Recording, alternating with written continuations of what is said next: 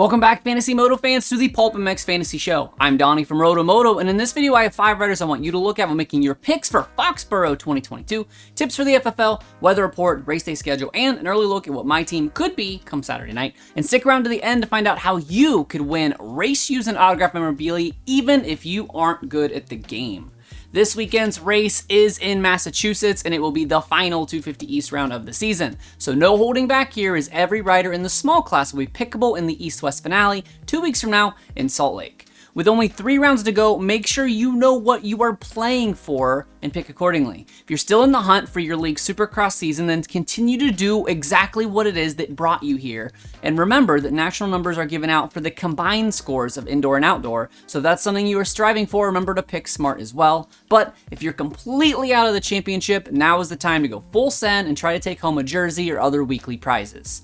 Looking at injuries, the only major one this weekend in Daytona was filthy Phil Nicoletti, breaking his arm in a rhythm section and will be out until at least early outdoors. No word on the return of Styles Robertson as of yet, or the status of Shane McElrath and Max Anstey, so it's best to leave all of those guys off of your team until you see their bikes on the track. For this weekend, I have 3 guys to target, 1 to avoid, and a high handicap guy for you gamblers out there, starting with the little class, working our way up. 250 All-Stars is a guy that I cannot take, but you should, and that's Mitchell Oldenburg. The Moto Concepts Honda jockey was 9th in the East-West Showdown, which was good for 4th on the East Coast. He's finished in the top 6 in 80% of main event gate drops this season, and with a top 10 finish in every single result this year, that leaves his average finish at 5.1. Just enough wiggle room to make him an all-star lock this weekend if you are able to pick him. A guy that I do not want you to look at this weekend is Derek Drake. The Barx Suzuki rider has been putting together a great season for the RM Army, but unfortunately his one handicap just doesn't leave any value. Derek does not have a single points-paying result in the top 10 this year, meaning that even his reasonable best-case scenario is a result that would only see him scoring in the 20s. Moving on to the 450 class, the easiest pick of the weekend could very well be Eli Tomac. The Colorado native comes into the weekend looking to lock up the title, and to do that, all he needs to do is finish ahead of Jason Anderson. Eli has finished off the podium only once in the past 13 weekends, and this round in Foxborough is his first with a positive handicap to capitalize on since round 9 in Daytona. Another 450 rider that I like is Cade Clayson. The SGB Honda captain has been a main event staple this season and has a bump in his handicap this weekend following a mechanical failure in Atlanta. Before that though, Cade had posted 4 consecutive top 15s with 2 bests of 11th in that span. The Ohio native is also involved in his own little championship battle, as the series pays out a championship bonus to the top 20 in points, and as it sits right now, Cade is just 5 points out of the top 20, so he's not just racing for your points, he's racing for $10,000 cash in these last 3 rounds. The high handicap here of the round given to a rider with a handicap of 10 or more that I think has a realistic chance to score massive points this weekend if you're the type of person that likes to sweat out a little LCQ for a big payout. This week, I'm going back to the 250 class in Rami Alves. The KTM rider was last seen coming straight through the heat in the East-West Showdown before having a mechanical end his day early. He was running as the 7th best East rider in that one before DNFing and was 10th the weekend before, proving that he has the pace, but you have to have confidence in this pick because he is simply not a qualifier.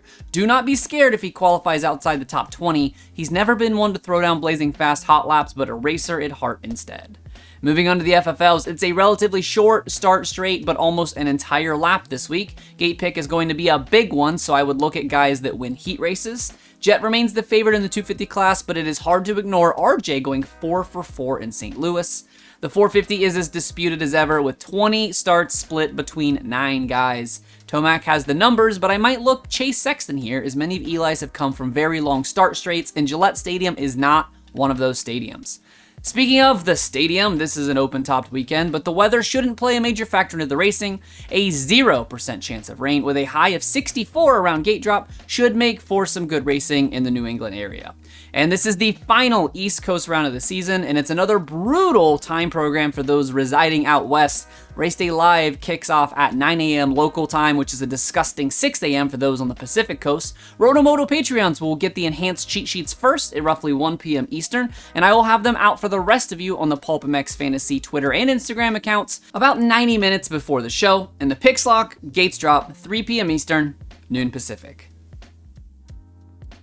Before I show you my early team, I want to talk to you about Maxxis Tire, coming on for all 17 rounds so I can deliver these videos for you. You know Maxxis Tire. You know the MX ST tire designed by the king of Supercross and my all-time favorite rider, Jeremy McGrath. It is the newest and most advanced tire in the Maxxis MX lineup, featuring an all-new tread pattern, compound, and composition to provide the stability, predictability, and traction that the upper tiers of motocross demand. The entire SGB Honda team runs Maxxis on their race bikes, including PulpMX show favorites and on-again, off-again rivals Alex Ray and Cade Clayson. Available at your local retailer and also at motosport.com. My Thursday team looks like this. Give me HRC Honda's Jet Lawrence sealing his first Supercross title this weekend with a 0 handicap. Kyle chizzing his way into the 30s with a -2.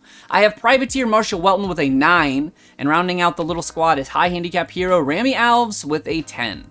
450 side, I'm looking for another title clinched with Eli Tomac 1. HEP Suzuki's Justin Bogle to kickstart a bounce back with a 3. Privateer Yamaha rider Ryan Brees at a 5, and last but certainly not least, my buddy Cade Clayson with his 7 handicap. The prize for the highest score in Foxborough will be a race-worn Justin Barcia jersey, but if you're not great at fantasy, that is okay. If you want a chance to win something like this Cade Clayson side panel from his career-best 10th place finish in Detroit this season, consider joining me on Patreon. For just about $1 per week, you are entered to win race shoes and autograph memorabilia, and insiders and above double their entries, as well as an exclusive podcast talking fantasy stats on every rider in the field, as well as the enhanced cheat sheets that come out every single Saturday. Link for that is in the description below. And don't forget to follow PulpMX Fantasy and RotoMoto on both Instagram and Twitter for injury updates as the weekend rolls on, qualifying info and stats and banner throughout the race itself, and those fantasy cheat sheets once qualifying is done and wrapped. Thanks as always for watching the PulpMX Fantasy Show presented by Maxxis Tire. My name is Donnie, and may your chiz this weekend. Remember that 8 is great, and most importantly, have fun. Good luck, y'all.